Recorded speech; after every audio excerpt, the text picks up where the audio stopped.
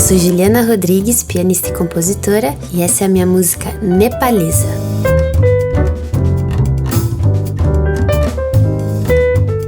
Ai, nem sei por onde começar a falar pra você sobre essa música, viu? Nepalesa é uma música que eu fiz inspirada na música hindustani, considerada a música clássica ali no Nepal, na Índia, naquela região. Muitas vezes a gente se refere a ela, aliás, como música indiana, mas a música hindustani, na verdade, é tradicional de outros países também ali da região, não só da Índia.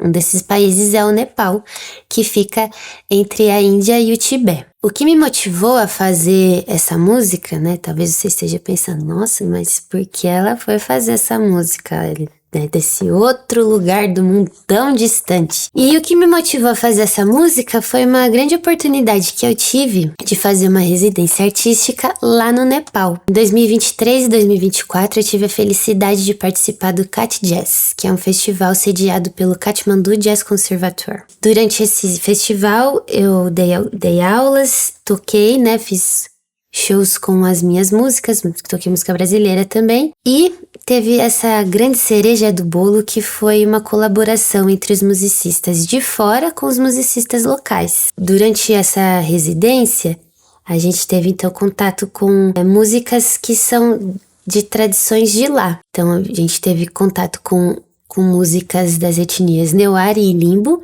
e também com a música hindustani. E é uma tradição milenar, ela, né, muito antiga. Falar sobre uma tradição musical tão distinta é muito complexo, porque as nossas tradições artísticas, musicais, culturais, sejam elas quais forem, elas também falam sobre a nossa visão de mundo, né? Sobre os conceitos que a gente tem, sobre a nossa cosmovisão, sobre a nossa maneira de enxergar a vida e interpretar os significados de todas as coisas que a gente acaba cruzando durante a vida no mundo. E portanto, assim, se eu fosse ficar aqui comentando com vocês sobre vários aspectos da música nepalesa, e mais especificamente da música hindustani, eu com certeza daria explicações muito rasas, porque eu passei muito pouco tempo lá, tive um contato muito breve com essa música e com essas pessoas que tocam essa música. Então,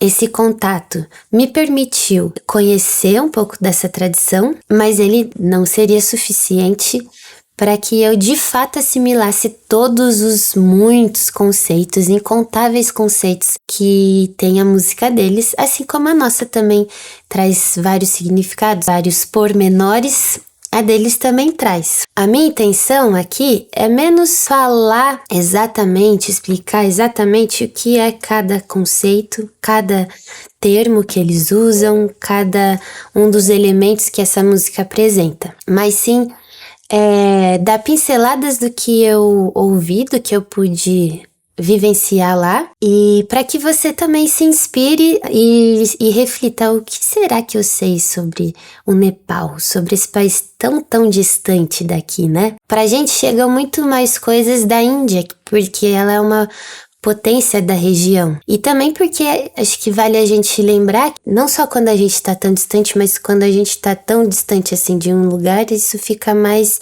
nítido. Que a gente depende dos meios de comunicação pra gente saber dessas coisas, né? E o que chega pra gente é o que os meios de comunicação têm interesse que chegue pra gente também, né?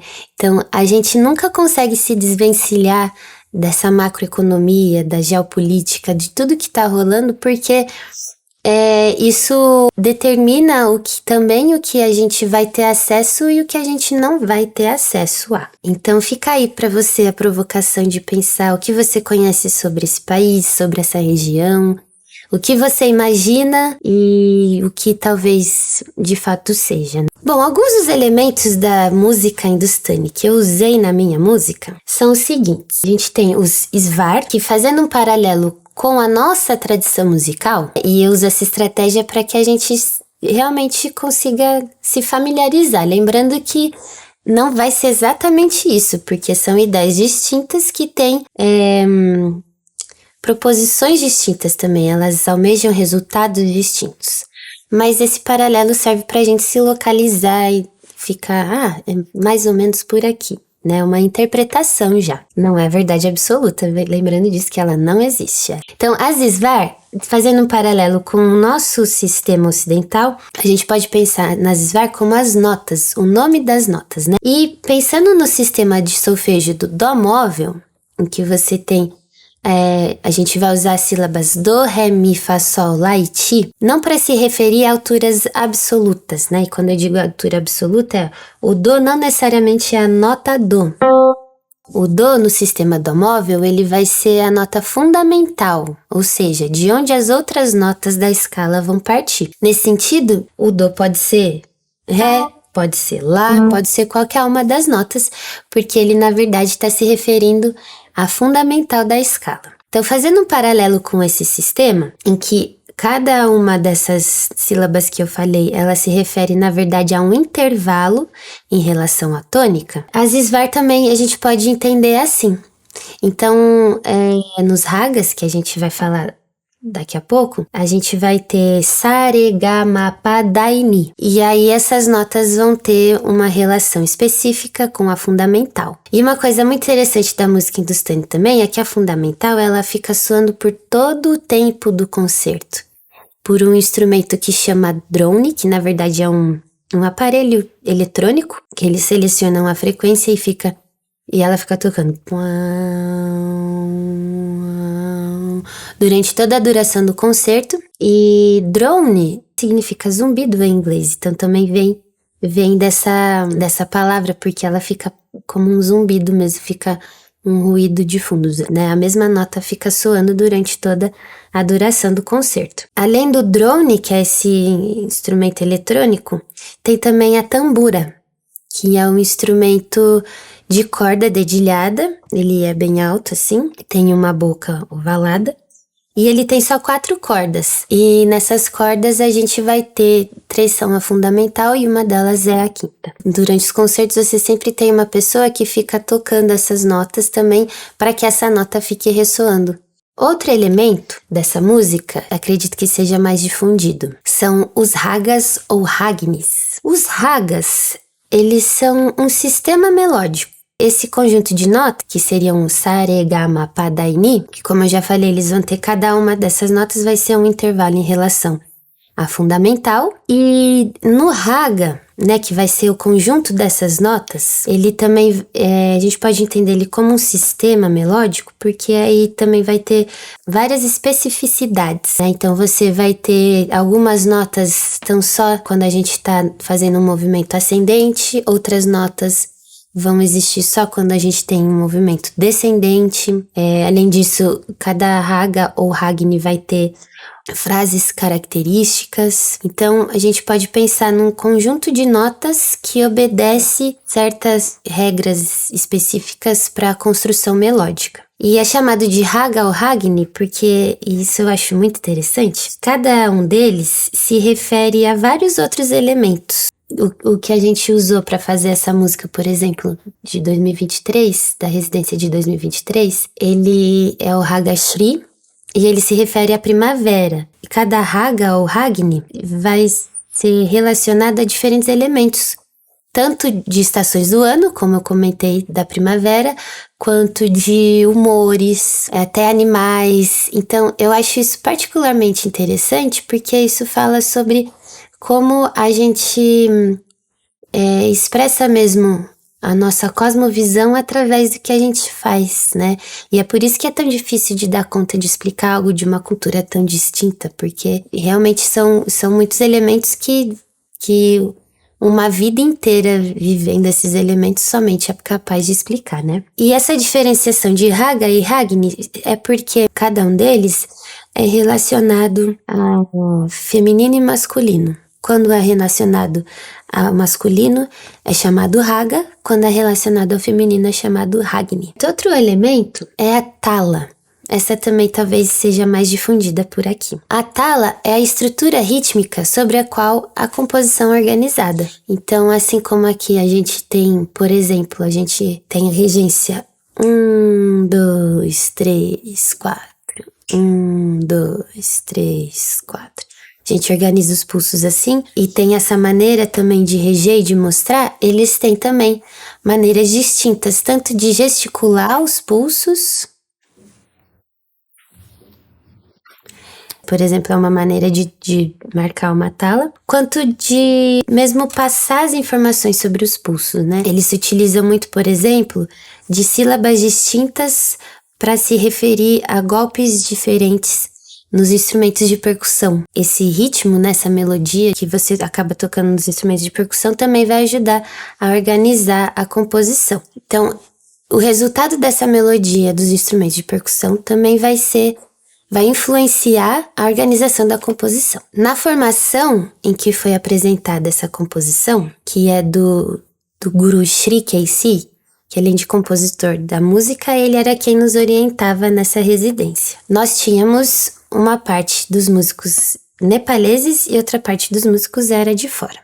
Na parte nepalesa, os instrumentos eram a voz, o esraj, que é um instrumento de corda friccionada, então de cordas que você usa com um arco, né? Geralmente é tocado com a pessoa sentada, apoiada aqui, você tem as cordas aqui, e ele é tocado com um arco. Nós tínhamos também o pakawad, que é um instrumento que ele tem duas bocas, né? Se a gente pensar numa conga, que seria paralelo, ele seria um pouco menor e ele teria, além de pele de um lado, ele teria a pele do outro lado também. Um lado mais grave que o outro. E uma coisa muito interessante é que para afinar esse instrumento, eles usam uma massa feita de farinha comum, farinha de trigo mesmo, e água, que eles colocam no centro da pele. E essa parte é muito importante, porque senão, na verdade, você não tem o som, né? Você não só afina, mas você não, uma nota específica, né? Você afina uma nota específica, mas você também tem o som devido com essa massa colocada, né? Sem ela você não consegue tirar o som do instrumento. Nós tínhamos esses e também a tambura e o drone, né? Que o drone ficava, então, deixava ressoando a nota fundamental por todo o tempo do concerto, e a tambura a mesma coisa. Na minha música, eu tinha uma outra formação, né? E eu escrevi essa música para uma formação específica, que foi de um show específico que eu fui fazer. Então, ao mesmo tempo que eu fui pensando nos elementos da música, eu fui pensando em quem tocaria cada parte da música. Na minha formação, os instrumentos eram piano e teclado, baixo elétrico, saxofone alto, trompete, percussão brasileira e bateria. O que eu fiz foi pegar de referência a música que a gente tinha tocado lá na residência, e eu usei a mesma forma para estruturar a minha composição. Na música hindustani, é comum que você, na primeira parte da música, eles chamam de alap. Nessa parte é quando o raga vai estar sendo introduzido, a sonoridade do raga. Ela ainda não é a composição exatamente dita. Ela serve como uma introdução para a composição, e ela tem essa função de introduzir pra gente essa sonoridade, esse raga, ou ragni. E nessa parte a gente não tem pulso, o tempo é livre. Então essa parte se dá assim: o cantor improvisa e o esraj vai copiando esse improviso, vai tocando as mesmas notas seguindo o canto, né? Que é uma coisa bem característica também, esse modo de improvisar, né? De realmente tocar a mesma coisa que o outro tá tocando, né? O acompanhamento, muito interessante pensar nisso, né? Que muitas vezes na nossa música a gente pensa num acompanhamento de uma maneira diferente, né? A gente pensa que a gente pode copiar a pessoa que tá improvisando, isso não é um problema também, mas no geral a gente pensa em funções diferentes, né? Então e no geral quem tá solando tem essa função melódica, e o que a gente faz para acompanhar, esse é o nosso conceito, não deve sobressair, deve somar pro solista, né? Mas não ficar mais aparente do que o solista. Mas tem que também trazer elementos e também ajudar o solista. Olha, vamos pra cá, vamos pra lá, você quer ir por aí? Beleza, vamos aqui então. Ajudar o solista a construir o solo. E nessa música é bem interessante que era sempre uma orientação pra gente que estava acompanhando, realmente seguir o que o solista estava fazendo. E nessa parte, que é o alap, a introdução da música, ela tem essa característica. Então, ela começou lembrando, com a voz improvisando e o Ezrade copiando. Depois dessa parte, a gente tem um segundo momento. Dessa vez sim a gente tem o pulso, mas ainda é um pulso mais marcado. E ele ainda vai estar introduzindo a composição. A gente ainda não chegou na composição propriamente dita. Mas aí nessa parte trocam os instrumentos, né? São outros a improvisarem. E somente depois disso a gente tem a composição propriamente dita, né? Que aí os instrumentos param e o cantor começa a cantar. Ele faz a primeira frase da música sozinho. E depois disso, toda a banda repete em uníssono mais 2 vezes e a música continua. E ele quando ele começa a cantar essa música, ele começa a marcar a tala que ele tá utilizando, que nesse caso, pensando do nosso jeito ocidental, tá em 6, né? Tem 6 tempos. E aí começa a música propriamente dita. Então eu usei esses elementos. O que eu fui fazendo foi, como eu disse, pegar essa mesma estrutura. Então você vai ouvir na música, ela também começa sem tempo, né, com tempo livre. E aí, na minha versão, quem tá fazendo a improvisação nesse primeiro momento é o saxofone, e eu sigo no teclado, vou imitando ele no teclado.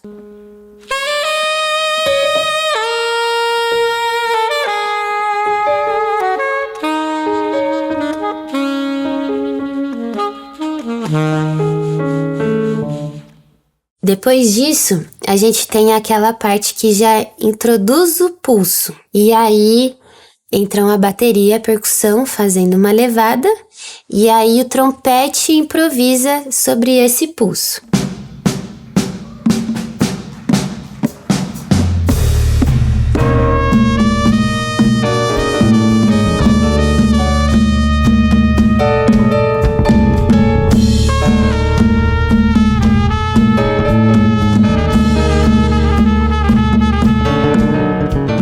Aí depois disso que a gente vai começar a composição propriamente dita. Aí para fazer essa composição, eu me utilizei do mesmo raga, que no caso se chama Shri, e ele é relacionado à primavera. Shri, se eu não estou errada, significa primavera. Eu me utilizei do mesmo raga, mas para não ficar completamente igual, eu troquei a fundamental. Na composição original em que eu me baseei, a fundamental era Dó. E agora a fundamental é Ré. E esse raga, ele funciona assim, ele tem essas notas. Ré, Mi bemol, Fá sustenido, Sol, Lá, Si bemol, Dó sustenido e Ré. Então a gente vai ter, pensando no Sa, Re, Ga, Ma, Pa, Da e Mi, Sa fundamental, Re vai ser a nona menor, Ga, terça maior, Ma, quarta aumentada, Da, quinta justa, sexta menor, sétima maior. E bom, aí ele tem essas especificidades que são algumas notas a gente não usa no movimento ascendente, outras não usa no movimento descendente. Eu não me preocupei em passar todas as regras, todas as orientações desse raga para os meus companheiros de grupo, até porque eu mesma, como já falei, não daria conta, né? Precisaria de alguns anos mais estudando essa música. Mas a gente tentou reproduzir esses elementos e também pensando nas estruturas melódicas que eles se utilizam, que o guru nos passou nessa ocasião. Então eu usei o mesmo raga, só que eu comecei numa fundamental outra, para ficar um pouco diferente. E aí criei a melodia com esses elementos que eu me lembrava que eram mais característicos. Um deles são sequências. Por exemplo, você encontra na música. Esses aqui são agrupamentos, né? Você tem uma nota, vizinho de cima e volta. Desci um degrau. Uma nota, vizinho de cima, volta. Desci mais um degrau. Essa nota, vizinho de cima e volta. Desci mais um. Então isso é uma sequência, né? São fragmentos. Se a gente pegou, por exemplo, as notas Essa é a sequência de notas, então eu fiz pariran, tararum, tarari. É o mesmo desenho melódico, só que começando em degraus diferentes, né? Vamos pensar assim, em lugares diferentes desse raga, dessa sequência de notas. Outra sequência que a gente encontra aqui é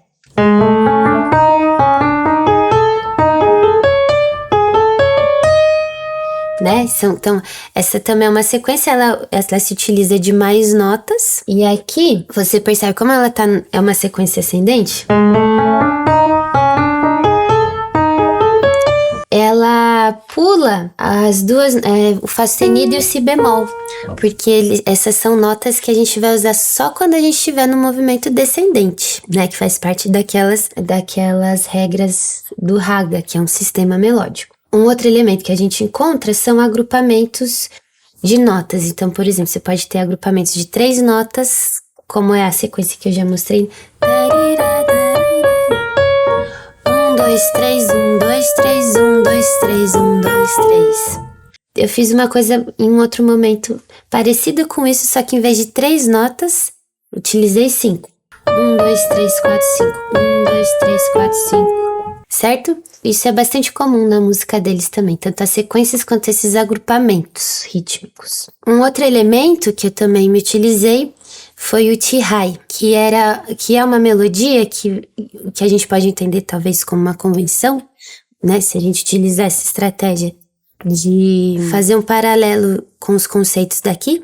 Lembrando que não vai ser a mesma coisa, mas ajuda a gente a entender mais ou menos ou interpretar, né? Porque quando a gente tá fazendo uma música, imagina que eu precisava contar para as pessoas daqui o que elas precisavam fazer para ficar parecido com o de lá. Então a gente vai se agarrando ao que a gente conhece, né? E a gente usa os elementos que a gente conhece para poder se comunicar, né? Para poder transmitir uma informação. O Ti-High, ele vai ser uma melodia ou uma convenção, porque é uma melodia tutti, todo mundo vai tocar ao mesmo tempo, que vai servir para marcar o final do solo. Então a gente teve a sessão de improviso, que aí lá naquela versão original todos improvisaram, cada um de uma vez. Quando no final dessa sessão, para falar, não, agora acabou. Então a gente tinha o Ti-High, que é essa convenção, todo mundo toca junto. E isso a gente ouve na minha música também. Depois dos solos a gente tem uma melodia que todo mundo toca e aí vai para uma próxima parte. Pensando em como a música se estrutura, então, a minha versão, a gente vai começar com o alap, que é essa sessão de introdução que tem a função de introduzir o raga, a sonoridade do raga, com um improviso que é feito por um instrumento e copiado por outro. Nesse caso, o sax toca e eu, no piano, vou copiando. Ao final dessa sessão, essa sessão ela era sem tempo, sem pulso. Ao final dessa, a gente vai ter uma outra sessão, que aí agora a gente vai ter o pulso e a bateria que vai dar esse pulso pra gente junto com a percussão. E a gente vai ter mais um solo, dessa vez vai ser o de trompete. Nesse momento, né, quando entra o pulso, nesse primeiro momento a gente vai estar em 4x4. No final do solo de trompete, a gente vai ter uma convenção. Lembrando que convenção, quando a gente diz isso, a gente se refere a um ataque feito por todo mundo, todos da banda ao mesmo tempo.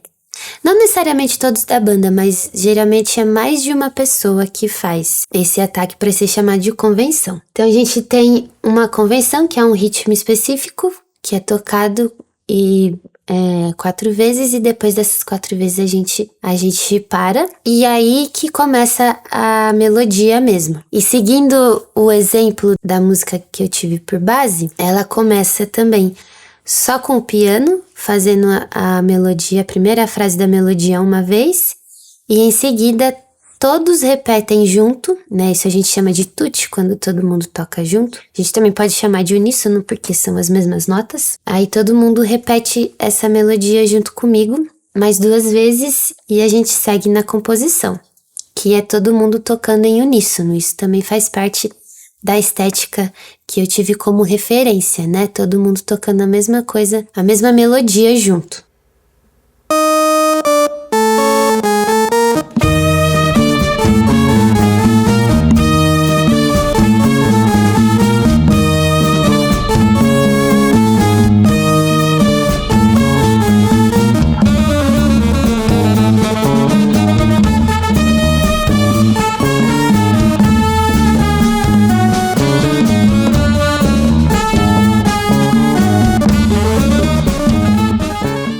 Ao final da melodia, a gente tem uma sessão de solos. E aí, depois dessa sessão de solos, que a gente vai revezar, né, um instrumento de cada vez, os instrumentos melódicos, a gente vai ter uma parte que vai ser novamente uma segunda melodia, também em uníssono.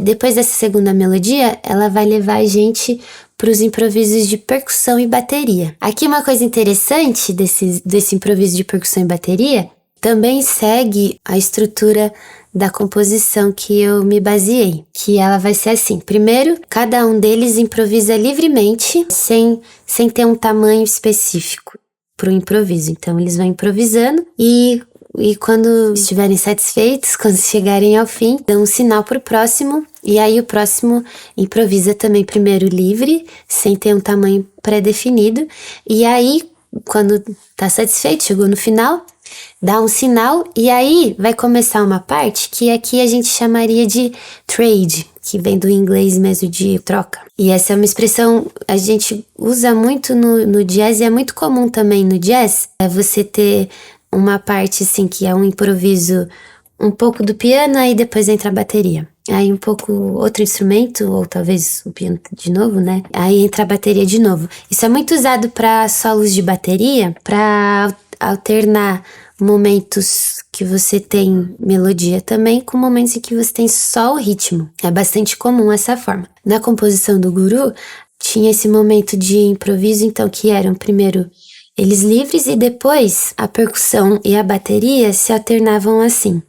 Primeiro, 2 compassos cada uma, então 2 contagens de 6. 1, 2, 3, 4, 5, 6. 1, 2, 3, 4, 5, 6. 2 compassos cada um, bateria 2 compassos, percussão 2 compassos. Depois, 1 compasso cada um, bateria, percussão, e depois meio compasso de cada, e aí a gente vai pro T-High, que vai ser essa melodia em uníssono, que vai encerrar a parte dos improvisos e vai encaminhar a gente pro que vem depois.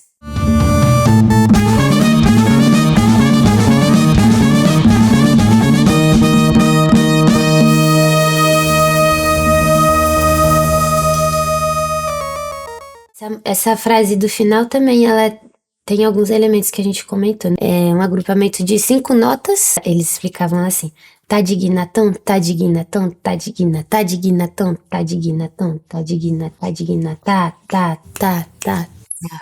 Essas sílabas são uma maneira que eles têm de demonstrar os ritmos que estão sendo feitos, né? E aí depois dessa parte, tem uma frase do piano para encerrar e a música acaba. Essa foi Nepalesa, e eu espero que as ideias que eu te mostrei aqui te sirvam de inspiração para conhecer novos mundos e desvendar novas possibilidades dentro do que você já faz.